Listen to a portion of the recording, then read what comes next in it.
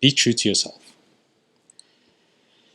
How often have we heard that advice or that quote, that phrase, we need to be true to ourselves, or you tell somebody, just be true to yourself. And generally speaking, it sounds good. It sounds like good advice. It sounds like advice that we can get behind and advice that we can grow from and get better from. But let's explore that for a while, okay? So be true to yourself. Really? Is that the best advice, to be true to ourselves? We need to start asking some questions, don't we? What does it mean to be true to yourself? Does it mean just to continue being who you are? Or how you've been, or how you've behaved? If that is how you've done certain things, then that is your truth, and therefore everybody needs to accept it as your truth? I don't know. I'm not here to judge. But I will share with you a few things that I've learned so far while I was doing my research about this issue, because, I like checking into these kind of things.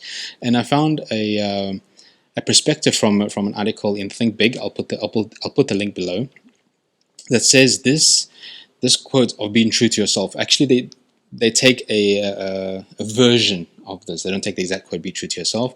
It's something like, I just need to work on myself right now. I just need to work on myself right now. And what the author states about it is that it's an excuse. It's an excuse for laziness. It's an excuse for not taking responsibility. It's an excuse for avoiding certain repercussions that we have. Okay, I'll put the link inside. Please read the article if you're interested.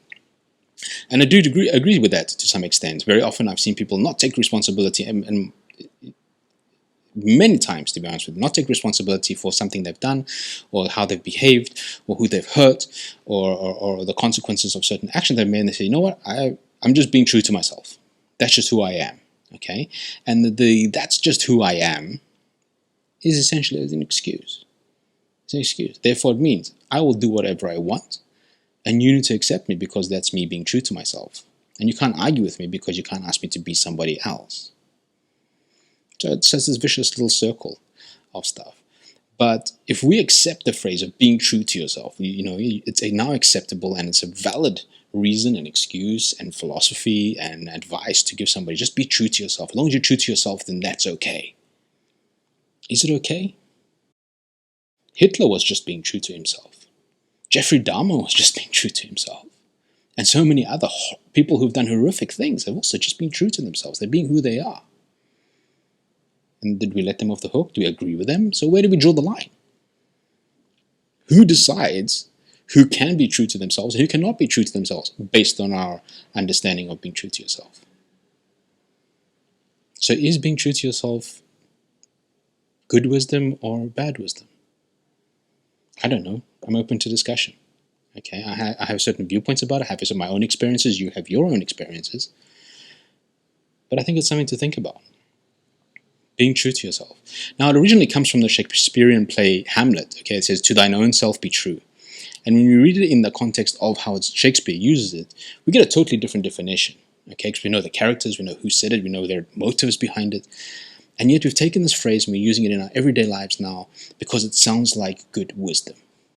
Okay, I'm not saying it's bad wisdom. Okay, I think we do need to discover who we are.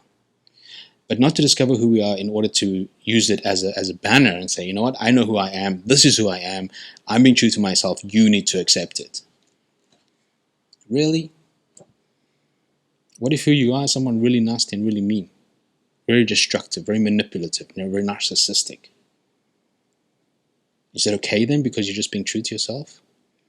Or do we need to discover who we are in order to become our best selves? To discover truly, because to be honest with you, if you study the cognitive science behind it, and as a coach in 360-degree profiling, I see it very often. We are very poor judges of our character. We're very poor judges of who we are, of both positive and negative traits. Very poor judges. We might think we are a certain way because we aspire to be like that, or we assume we are like that, and yet other people see us in a totally different manner. So what is true? How we perceive ourselves, or how we are perceived by others? Maybe both, maybe neither.